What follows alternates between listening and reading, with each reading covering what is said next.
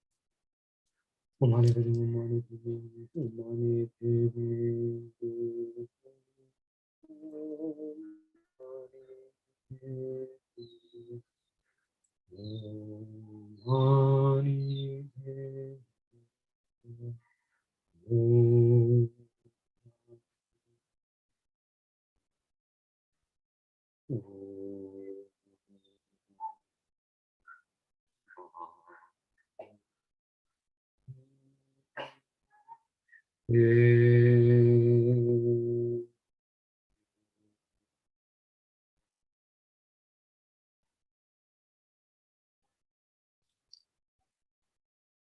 then we visualize the Chenrezig into the hearts of all sentient beings, including ourselves. And that all is in the nature of Chenrezig, the great compassion of all the Buddhas of the 3 times, 10 directions. And then in order to benefit sentient beings of this world, transforms into the aspect of the great Siddha Thangtong Gyalpo. And in that we recite the actual prayer to liberate Sakya from disease. May all the diseases that sadden the minds of sentient beings that result from karma and temporary conditions, such as the harms of graha spirits, illnesses, and bhutas, not occur in the realms of the world. May whatever sufferings there are from life-threatening diseases, like a butcher-living animal to be slaughtered, separate the body from the mind in an instant, not occur in the realms of the world. May all embodied beings be unharmed by acute, chronic, and other epidemic diseases. And may sounds of whose names terrified beings, as though they had been placed inside the mouth of Yama, the Lord of Death. May all embodied beings be unharmed by the 80,000 classes of interferers, the 360 evil spirits that are suddenly, the 424 diseases, and so forth. May whatever sufferings there are due to disturbances of the 4 elements depriving the body and mind of every happiness be totally pacified, and may the body and mind have radiance and power and be endowed with long life, good health, and well-being. By the compassion of the Gurus and the 3 rest divine ones, by the power of the Dakinis, Dharma protectors, and guardians, and by the power of the truth of the infallibility of karma and its results, may all these dedications and prayers be fulfilled. And I don't have time to recite the other prayers. It's also good to recite the other prayers to liberate from the fear of famine and also from the danger of wetness. So if you have those prayers, please try and recite them regularly also.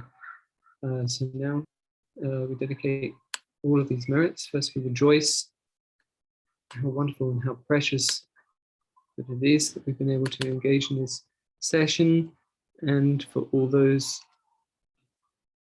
who have been led previous sessions and subsequent sessions, as well as join,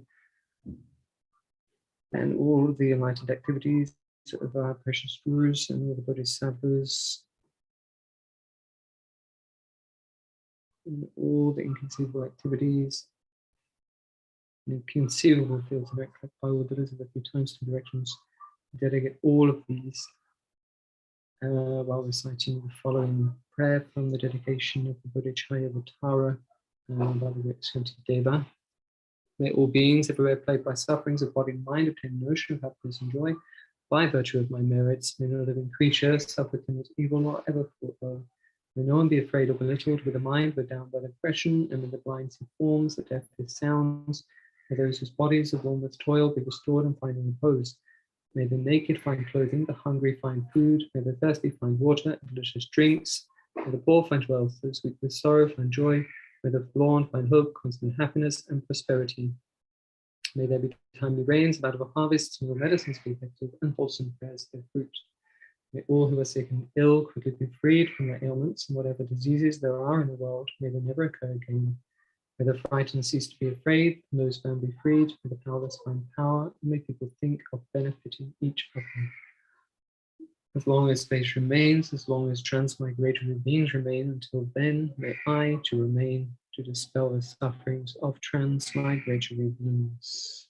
We dedicate our merits in emptiness, that they may never be destroyed, all the way to enlightenment, due to all the past, present, future merits collected by me, the numberless Buddhas, Bodhisattvas, and other sentient beings who exist in their name. May the I, which exists in your name,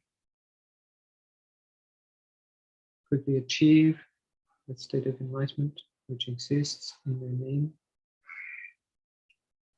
and lead all sentient beings who exist in their name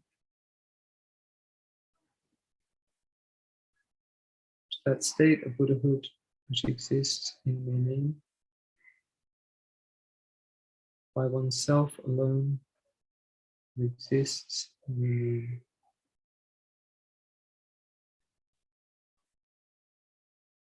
And we dedicate in particular all of these merits to fulfill the wishes and for the accomplishment of a long and healthy life, for precious gurus, in particular His Holiness the 14th Dalai Lama. I am so incomparably kind, Supreme Tenzin Gyatso, the wish-granting, wish-fulfilling jewel, source of every single benefit and happiness in this world. May you have a long life and may all your holy wishes be spontaneously fulfilled. Likewise for Kyabje Lama Zopa Rinpoche, you who uphold this Jewish moral way, who serve as the bountiful bearer of all sustaining, preserving, and spreading Arjuna's victorious doctrine, honoring the three rights of blind ones, who must be accomplished magnificent prayers, honoring the three rights of blind ones, Savior of myself and others, your disciples, please live long. And thank you all very much for joining and for leading and supporting this prayer-a-thon. Thank you, and also thank you to subsequent leader who will be Joan, I think, is it? I don't know, Joan, you're up next. I am. Yeah. How are you? Nice to see you. Yes, very well. It's nice to be here doing prayer-a-thon. Yeah, it is nice to do it. Having a bit more time to join at the moment, so that's All right. good Yeah, for myself. that's true. You probably haven't been doing it regularly, huh? No, not recently, just because of all the intense schedule. Well, welcome back then. Yeah, thank you, and yeah, have a wonderful session, and maybe I'll see you later on. Okay. Enjoy. Bye-bye. I think you have to turn your screen sharing off. That's better. Oh, yeah. Yeah. Bye. Okay, so let's begin the next session. My name is Joan, and I'm based in Kopan Monastery at the same place as Venerable Tenpa, actually, but we don't actually see each other that much. We're all kind of in lockdown at the moment. We don't get much opportunity to socialize these days. Okay, so let's begin this session by setting up a good motivation, think about why we're going to do this.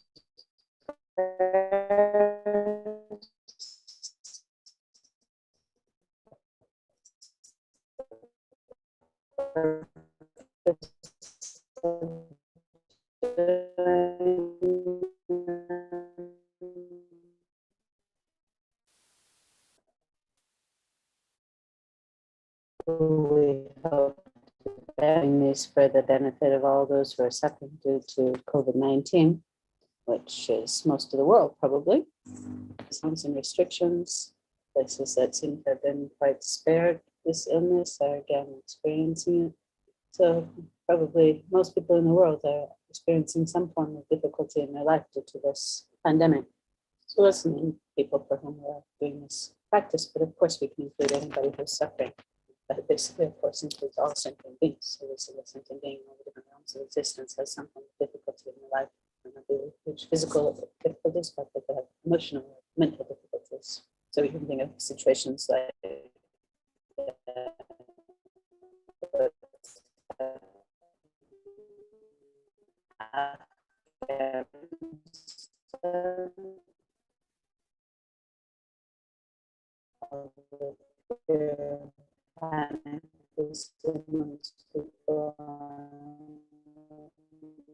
thinking about places that have been hit by earthquakes like Haiti, and the places that have been by floods and fires. So just have to open up a newspaper or turn on the news and see so many different disasters happening all around us. And of course, they're affecting not only human beings, but also animals.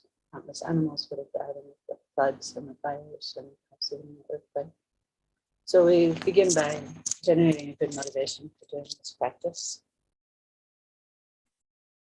We begin small. We can begin by thinking of ourselves and how this pandemic has affected us in a personal way, it's how it's changed our life.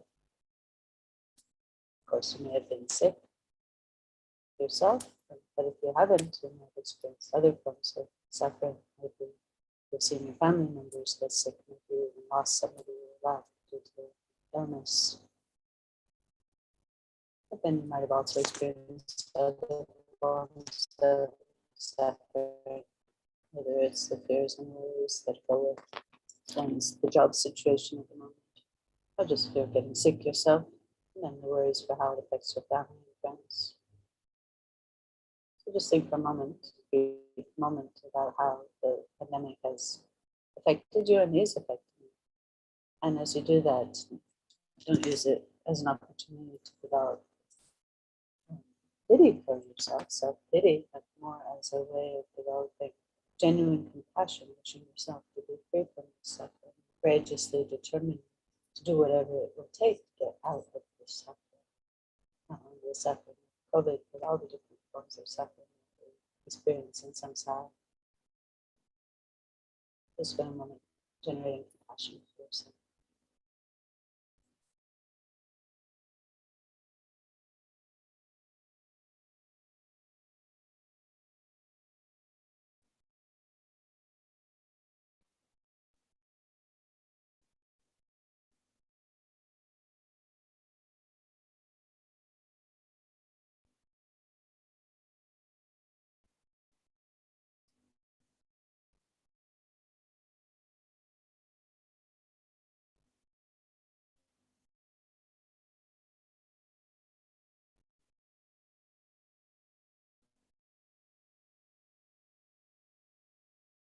And then we extend our motivation to include others, beginning with our family,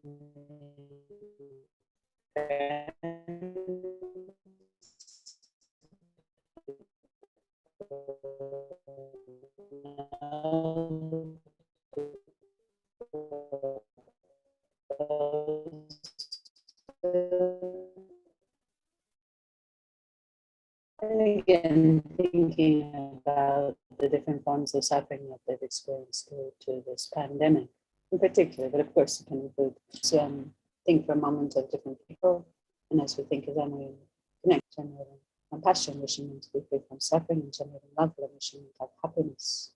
So we just think of different people, and as we think of them, we can imagine them sitting in front of us, facing us, just not so far from us, 1.5 meters, 2 meters in front of us. And gradually add more and more people.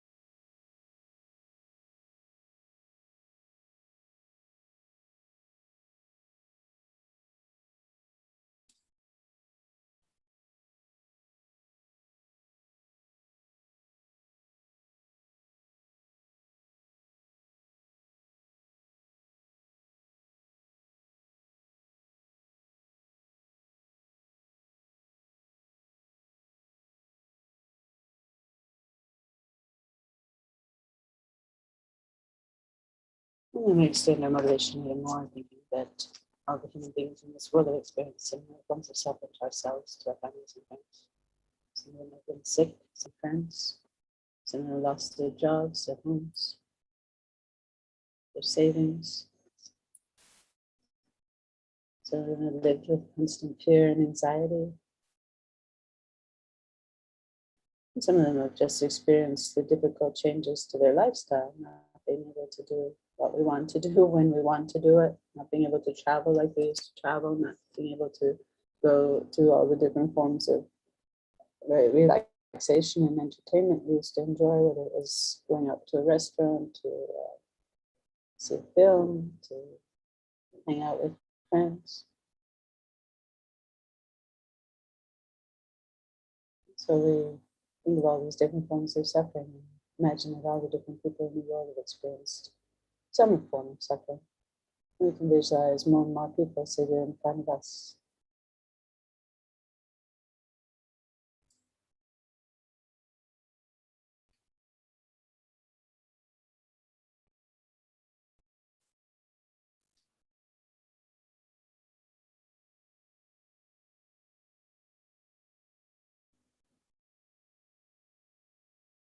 So then we can begin this practice by taking refuge.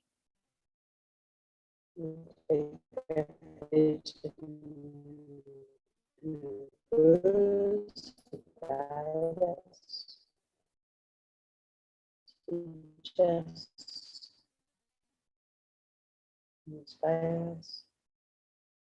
We take refuge in the Buddha, the Dharma, the Sangha, and all the various manifestations of the enlightened beings. We do this coming from not only compassion, but the deep wish to achieve enlightenment. For the cheetah, this mind that wishes to achieve enlightenment for the benefit of all beings. We recite this verse 3 times. All sentient beings, and others who are infinite like space, go refuge to precious Guru Buddha. We go refuge to the Buddha, the Dharma, and the Sangha. We go refuge to the assembly of gurus, idams, and beginnings. We go refuge to the empty cloud of our own minds, the Dharma cloud. All sentient beings, my mothers who are infinite like space, go refuge to the precious Guru Buddha. Go refuge to the Buddha, the Dharma, and the Sangha. We go refuge to the assembly of gurus, idams, and beginnings. We go refuge to the empty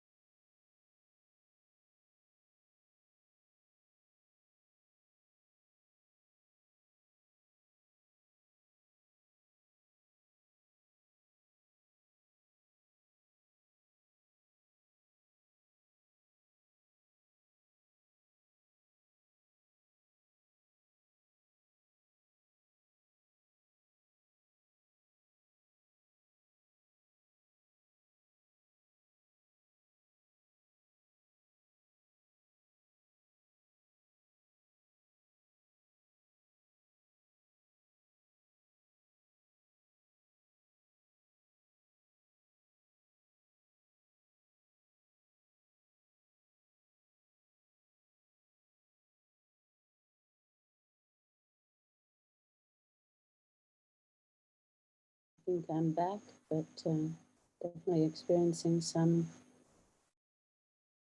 problems.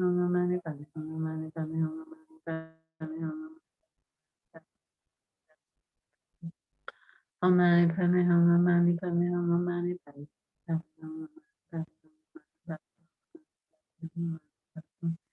Hum Mani Padme Hum Mani Padme Hum Mani Padme Hum Mani Padme Omani Padme Hum Mani Padme Hum Mani Padme Hum Mani Padme Hum Mani Padme Omani Padme Hum Mani Padme Hum Mani Padme Hum Mani Padme Hum Mani Padme Omani Padme Hum Mani Padme Hum Mani Padme Hum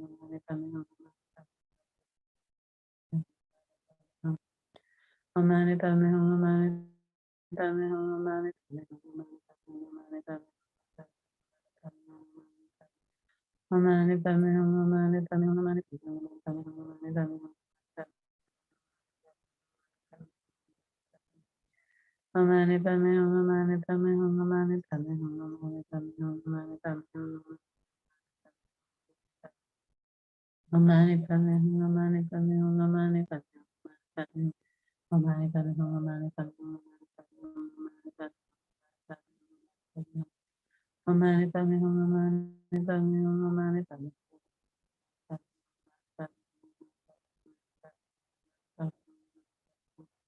Omani Padme Hum Mani Padme Hum Mani Padme Omani Padme Hum Mani Padme Hum Mani Padme Hum Mani Padme Hum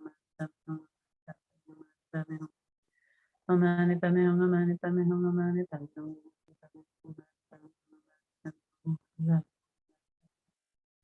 Omani Padme Hum Mani Padme Hum Mani Padme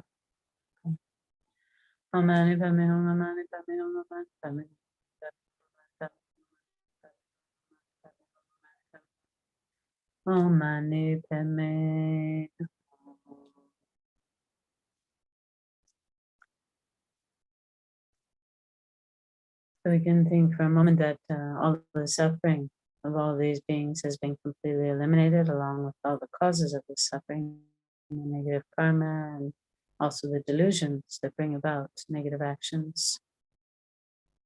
And so all these people that we visualize in front of us are relieved of all their suffering and experience happiness.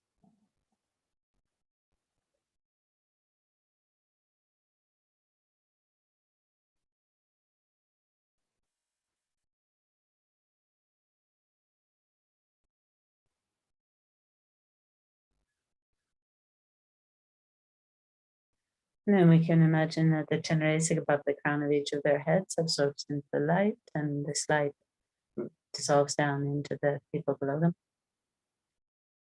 And they themselves transform into Chenrezig, full of compassion. Their minds completely one with the mind of Chenrezig.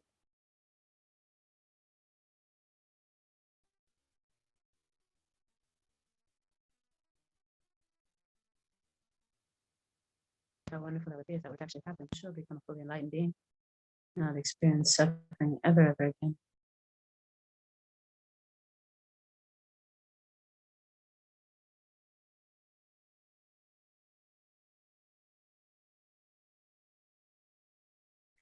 And then we come back to our present situation where there are still numberless sentient beings suffering.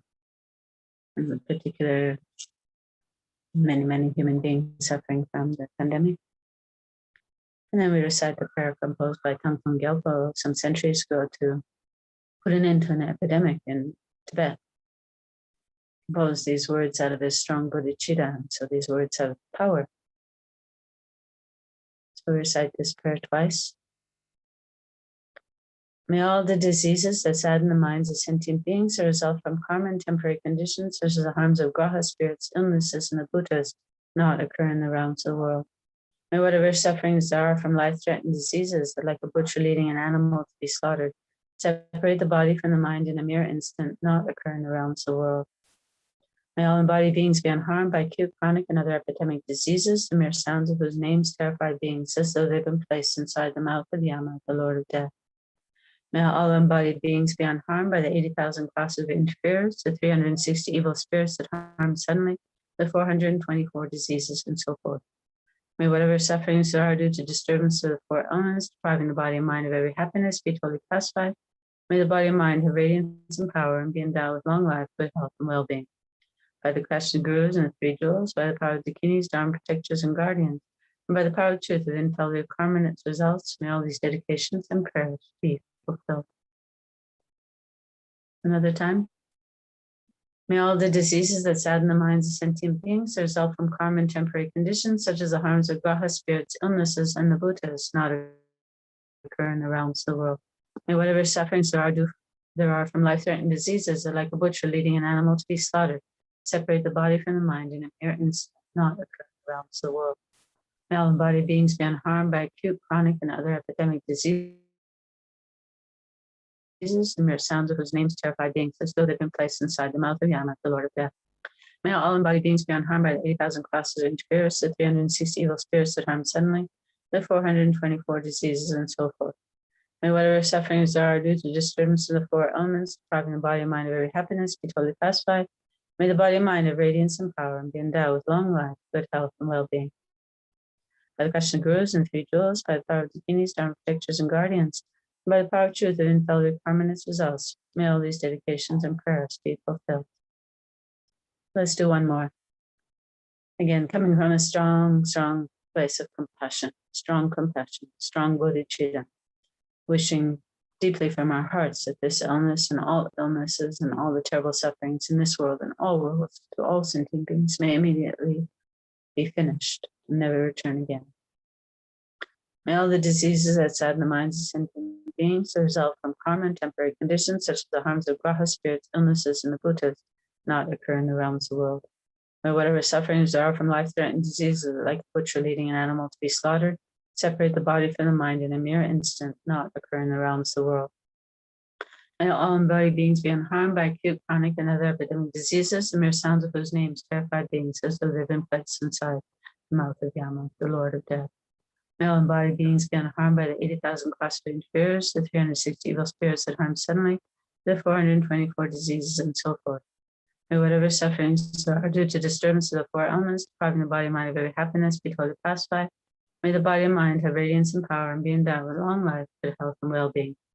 By the Krishna Gurus and three jewels, by the power of the Guineas, Dharma protectors and guardians, by the power of truth of infallible karma and its results, may all these dedications and prayers be fulfilled. So I think really strongly, may all these dedications and prayers be fulfilled immediately, right now, this very moment.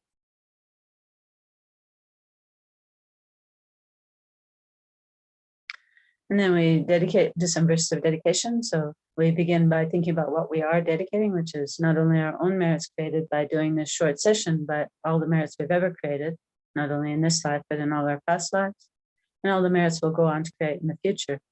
All our past, present, and future merits, and then we combine these with the past, present, and future merits of all the Buddhas and of all sentient beings. So we're actually dedicating a huge amount of merit.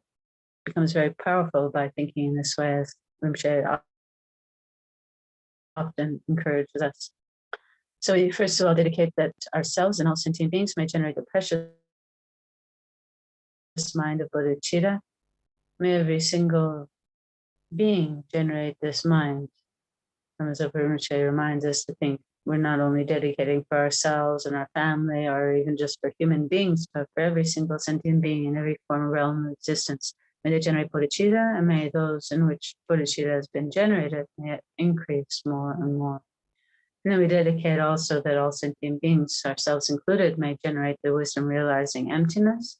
Without these two minds, we can never achieve enlightenment.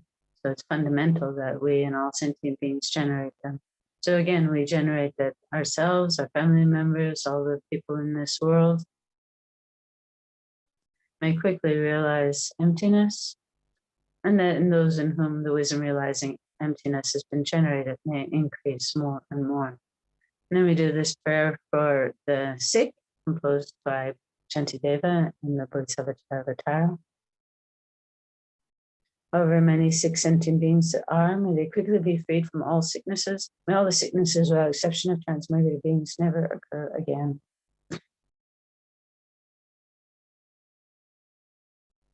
And then we dedicate, for all those who've died, in particular all those who've died from COVID-19, and particularly those who've died in the last 49 days. But we can, again, of course, include anyone we know who's died in the past 49 days, anyone we want to pray for. So here we'll do as Zopa Rinpoche dedicates. We dedicate that they may never ever be reborn in the lower realms, that they may be reborn in a pure life where they can achieve enlightenment, or at the very least, may they receive a perfect human rebirth, meet the Mahayana teachings, meet a perfectly qualified Mahayana guru, really revealing the unmistaken path to enlightenment.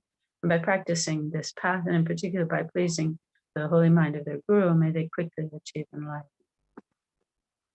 And then we seal all the merits. So we go to the dedication. I'm not sure what page it is, on page 5. Due to all the past, present, and future merits collected by me, the numberless Buddhas, which are completely empty of existing from their own side, to the state of full enlightenment, which is completely empty of existing from its own side. Lead all sentient beings who are completely empty of existing from their own side. That state which is completely empty of existing from its own side. By myself alone, I'm completely empty of existing from my own side. So then we conclude this session by dedicating for the long life of all our precious holy gurus. And here we'll do the verses for His Holiness Dalai Lama Zopa Rinpoche, but you can include all your gurus, thinking, may all of them be free from all obstacles to their long life and their good health. May they live for countless numbers of years, continuing to teach us, guide us, give us inspiration, give us initiations, vows, commentaries, whatever it is we need to subdue our minds. May all of their holy activities flourish. May there be no obstacles to them realizing all their vast and incredible projects for the benefit of sentient beings.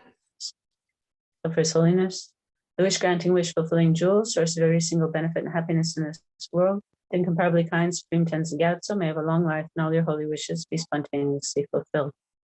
And for Lama Zopa Rinpoche, you who uphold the subduer's moral way, who serve as a bountiful bearer of all, sustaining, preserving, and spreading Manjana's victorious doctrine, massively accomplish magnificent prayers honoring the three sublime ones, Savior of myself and others, your disciples. Please, please live long. So thank you to anybody who's joined me for this session, and I'm very sorry about my internet problems. Living in Nepal, it's something that happens, and I can't see if Raffaello's here, but if he is, please speak. Yes, I'm here. Ciao, John. Ok, adesso ti vedo. Come stai?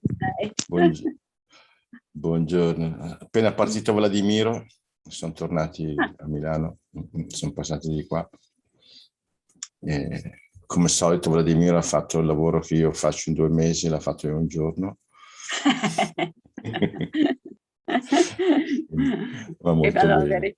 Fratelli, Guarda, sono incredibile, lui è veramente incredibile, ma lo conosci bene, per cui sai com'è. Salutamelo anche a Patti. Sì. Ok, allora niente, mi butto, c'è Irene che mi tiene compagnia e poi non so quanti altri on YouTube. Ciao Irene. Ok, ciao John, grazie. Alla prossima. Ah già, no, io ho ancora da far colazione. Sono 7:30. Ok. Ciao John, a presto. Buongiorno a tutti e buongiorno Irene. Ora cominciamo come al solito con qualche minuto di, soprattutto per me, perché sto iniziando adesso, di rilassamento sia del corpo che della mente. E quindi cominciamo.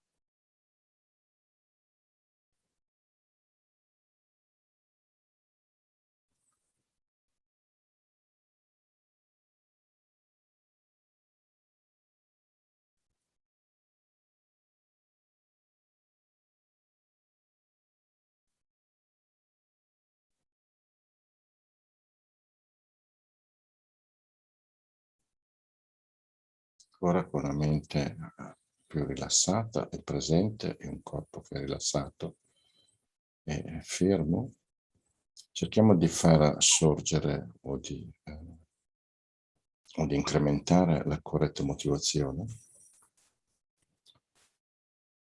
Non avete bisogno di suggerimenti, però per meditare assieme partiamo dal fatto che questa esistenza può terminare da un momento all'altro, senza preavviso. E tutto ciò che percepiamo in questo momento come così reale, come così concreto, come l'unica verità che è attorno a noi, scompare. le persone che incontriamo, le persone che amiamo, le persone che non sopportiamo, la situazione di questo pianeta, tutte le nostre abitudini, tutto scompare. Non ne rimane ricordo, se non in coloro che rimangono ancora un altro po'.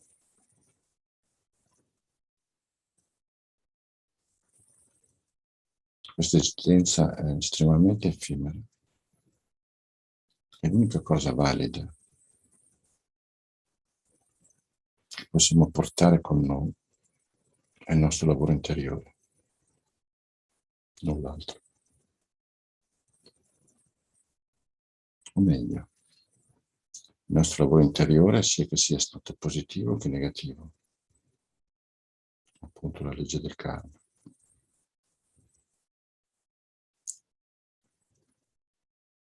Quindi il nostro impegno deve essere quello di rendere ogni attimo della nostra esistenza qualcosa di fruibile positivamente per il futuro, oltre questa vita.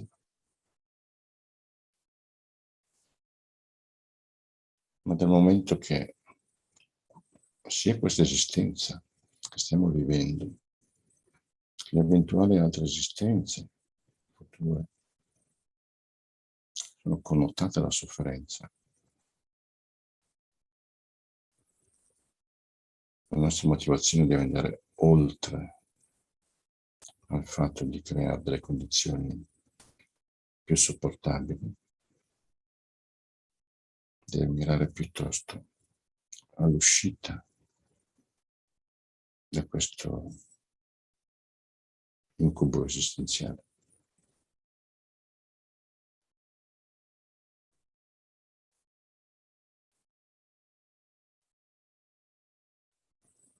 Dal momento che tutti quelli che incontriamo, con cui condividiamo questo pezzo di esistenza, hanno la nostra stessa aspirazione, stare bene ed evitare di stare male.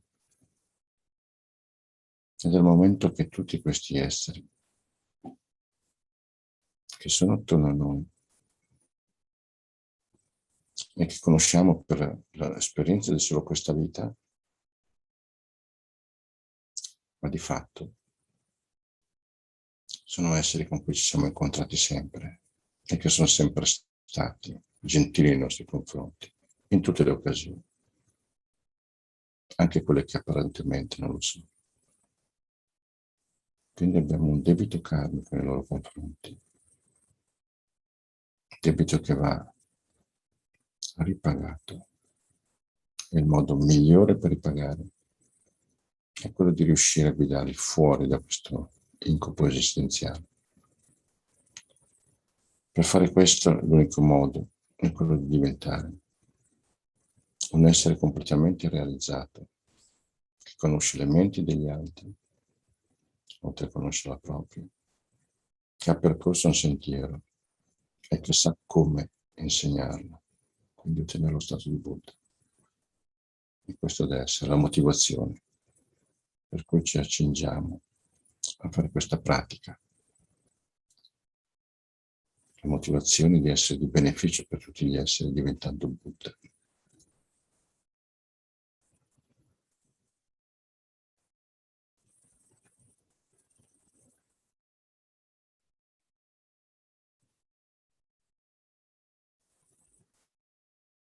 Nello specifico,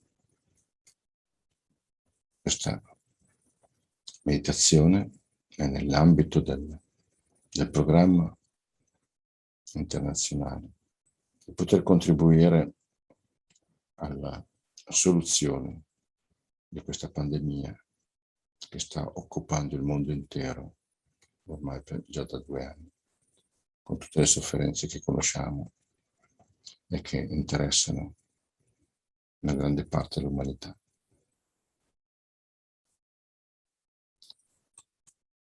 Quindi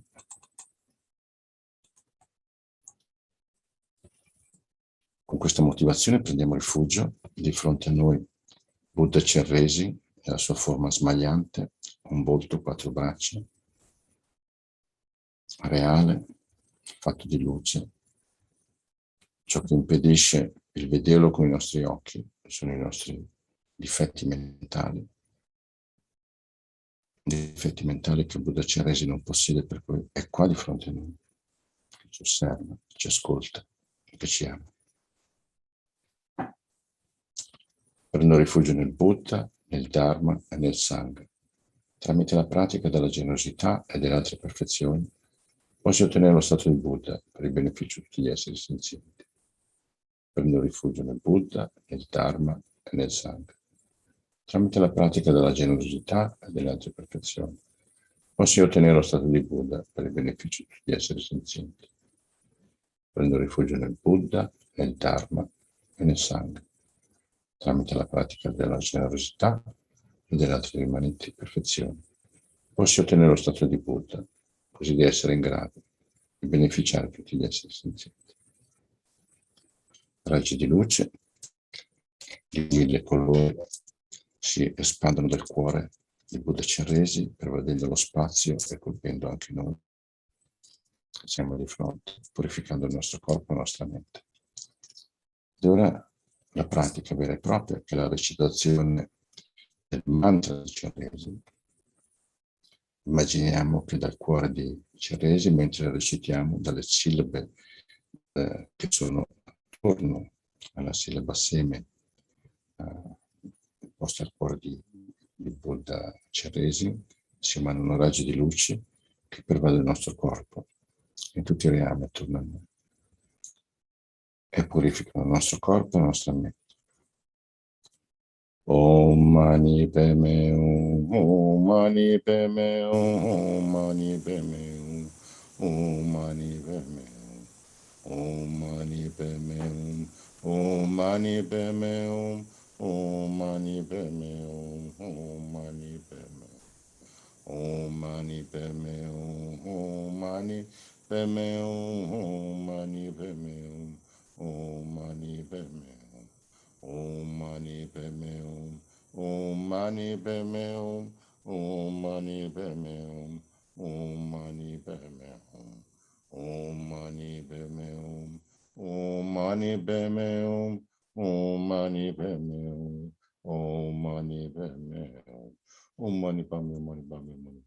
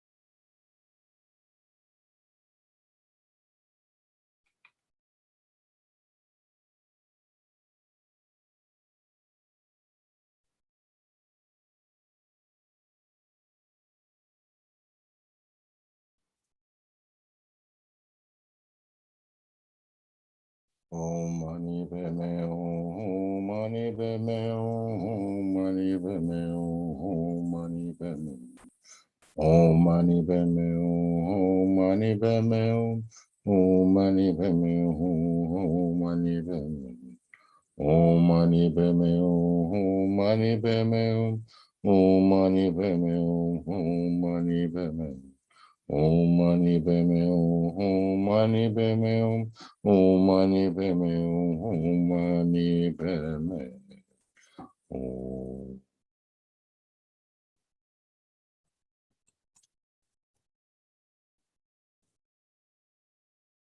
Ora che abbiamo terminato la recitazione, accompagniamo la preghiera che è importante proprio per questo tipo di motivazione che abbiamo stabilito e per la ragione dell'organizzazione di questo incontro. Possano tutte le malattie che caratterizzano le menti degli esseri senzienti e che derivano dal karma da condizioni temporanee, come i danni causati dagli spiriti graha, dalle malattie, dai bhutas e dagli elementi non verificarsi nei rami del mondo. Posta qualunque sofferenza ci sia, dipendenza da malattie potenzialmente letali che, come il macellaio che porta un essere macellato, separano il corpo dalla mente in un solo istante, non verificarsi mai più nei rami del mondo. Possono tutti gli esseri incarnati essere illesi da malattie acute, croniche e altre malattie infettive, il cui semplice suono dei loro nomi terrorizza gli esseri, come se fossero stati collocati nella bocca di Yama, il Signore della Morte. Possono tutti essere incarnati e non essere danneggiati dalle 80.000 classi di interferenze dannose, i 360 spiriti maligni che danneggiano improvvisamente, le 424 malattie e così via.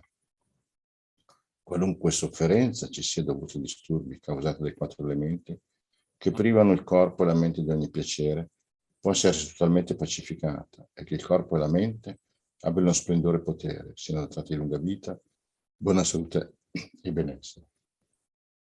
Con la compassione dei guru e dei 3 rari supremi, con il potere delle dakini, dei protettori del Dharma e dei guardiani, e con la forza e l'infallibilità del karma e dei suoi risultati, possono queste molte dediche e preghiere essere soddisfatte appena vengono pronunciate. E ora che abbiamo fatto questa preghiera, immaginiamo che Buddha Chenrezig si posa sulla sommità del nostro capo, diventa della dimensione di un pollice e lentamente e dolcemente entra dalla sommità del nostro capo attraverso il canale centrale fino a raggiungere il nostro cuore. La mente di Chenrezig e la nostra mente diventano inseparabili. E la figura di Chenrezig è racchiusa dagli 8 petali del nostro chakra del cuore, petali che si racchiudono attorno alla figura di Chenrezig. Rimaniamo un attimo in contemplazione di questa unione, questa mescolanza di mente.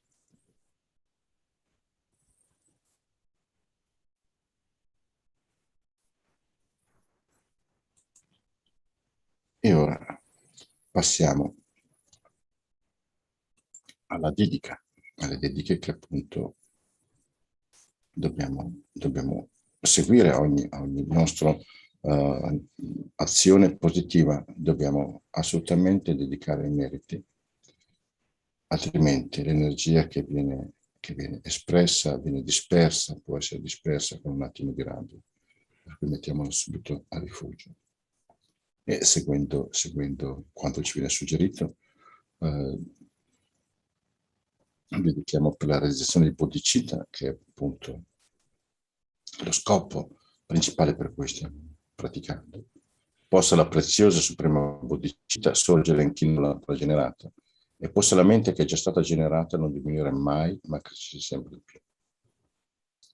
Per realizzare la vacuità, samsara e nirvana sono privi perfino di un attimo di esistenza intrinseca, e causa ed effetto e l'origine dipendente sono infallibili. Chiedo le tue benedizioni per riconoscere il significato del principio di Nagarjuna che questi due sono mutualmente complementari e non contraddittori.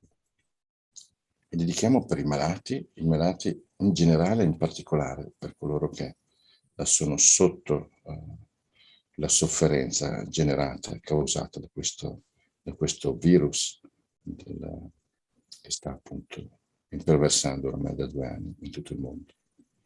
Ovunque ci siano molti esseri senzienti malati, possono essere liberati velocemente da tutte le malattie, possono tutte le malattie degli esseri trasmigratori non avvenire mai più senza eccezione. Per incontrare un perfetto guru in tutte le vite, altrimenti il nostro obiettivo non viene centrato. Abbiamo bisogno assolutamente del guru che ci mostra la via. E questo non solo in questa vita, ma in tutte le vite. Posso in tutte le mie vite non essere mai separato da guru perfetti, posso io godere del magnifico Dharma, completando tutte le qualità dei terreni e sentieri, posso io ottenere velocemente lo stato di Vajradhara. E ora dedichiamo per essere sempre usati gli esseri senzienti, quindi essere al loro servizio, come la terra, l'acqua, il fuoco e l'aria, le medicine, il legno d'ardere nelle foreste, posso io essere sempre usato dagli esseri senzienti esattamente come a loro fa comodo, senza alcuna resistenza. Dimorare nel samsara per gli esseri senzienti, quindi di non cadere nell'estremo della liberazione. Fino a che tutti gli esseri senzienti non sono stati liberati dal samsara, posso dimorare nel samsara per aiutarli, anche se io potessi ottenere la suprema illuminazione.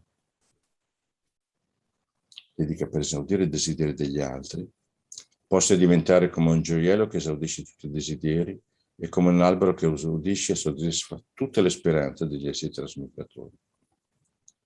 Ora facciamo la dedica per sigillare i meriti con la vacuità.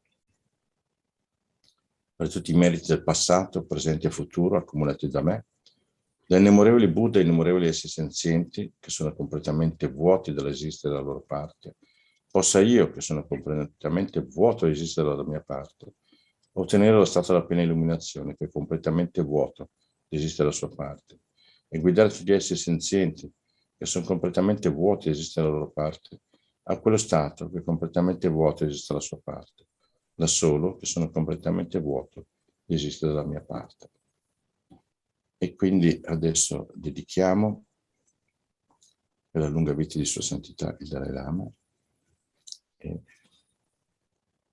gioiello che esaudisci i desideri, fonte di ogni singolo beneficio, felicità in questo mondo, incomparabilmente gentile Thangtong Gyalpo, ti supplico, possano i tuoi santi desideri essere esauditi spontaneamente. Dedichiamo per la lunga vita di Lama Zopa Rinpoche e assieme a lui a tutti i maestri, tutti gli esseri realizzati che sono presenti in questo e in tutti i mondi, in modo tale che continuino a dare l'insegnamento e a guidarci lungo il sentiero che porta verso l'illuminazione. Tu che detieni l'etica del suo giocatore, che fungi da generoso sostegno di tutto, sostieni e preservi e diffondi la dottrina del vittorioso di Majuna, che magistralmente compi magnifiche preghiere che onorano i tre supremi. Salvatore mio degli altri, tuoi discepoli, per favore, ti prego, vivi a lungo.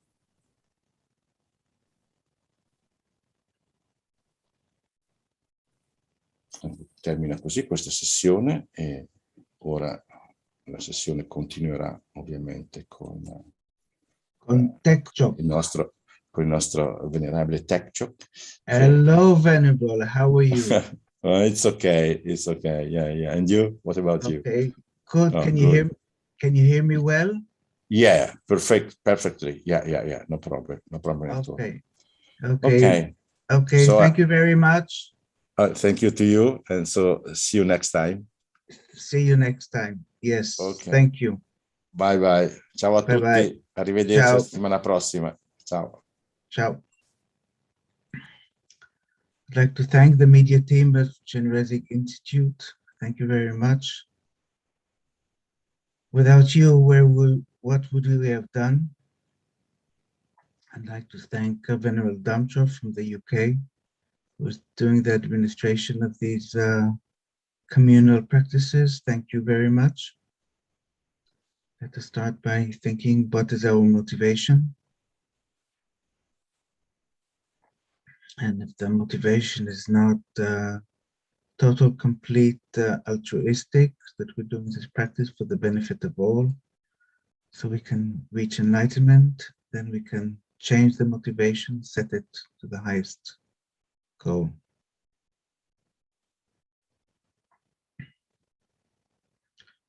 Now we visualize that all sentient beings in human form are sitting around us. We can think that ultimately we're leading them all to enlightenment, but temporarily we're wishing them to be free from any disease, and the world is free from the COVID-19 pandemic.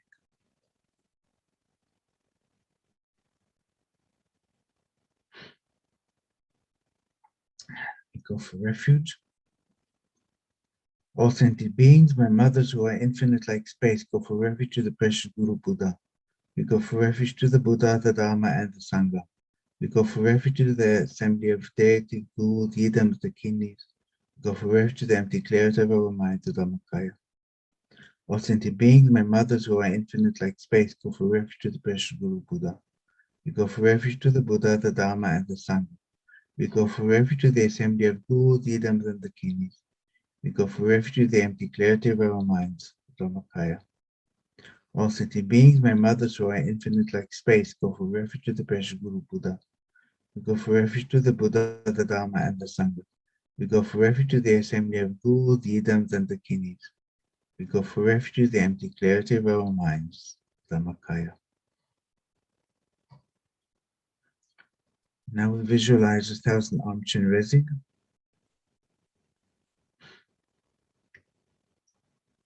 Standing, erect, proud, wise, compassionate. He has all the adornments of an Indian prince: necklaces, armlets, bracelets, tiaras, earrings. He is white in color. He has silken garments, 11 heads, 1,000 arms, in each hand an eye.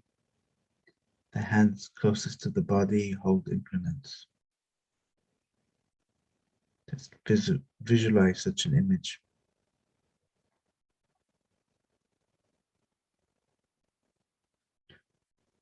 Then make replicas of this image, this 1,000-armed Chenrezig, and put them on the crown of every hell being, hungry ghost, animal, human being, sura, asura, intermediate state being, and yourself.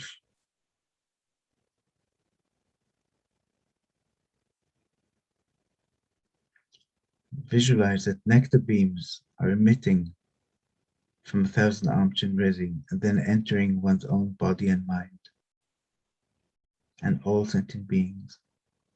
And these nectar beams are purifying sicknesses. And as Lama Zopa Rinpoche says, if you have a particular sickness or spirit harm, the cause of those is negative karma and defilements collected from beginningless rebirth up to now. With this visualization and recitation completely purified. You can think of the COVID-19 pandemic that is still going strong. People are entering lockdown. People in hospitals, respirators, people who are suffering mentally, physically, financially, socially. So the same visualization of nectar beams that are emitting from 1,000-armed Chenrezig that is above the crown of every suffering sentient being, completely purifying from any sickness and spirit harm, constantly being purified by this visualization and recitation.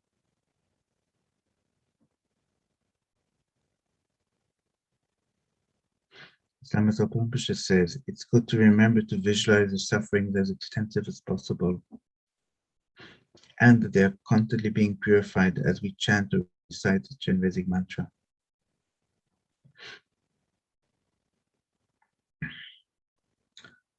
The following I took from the soul practice.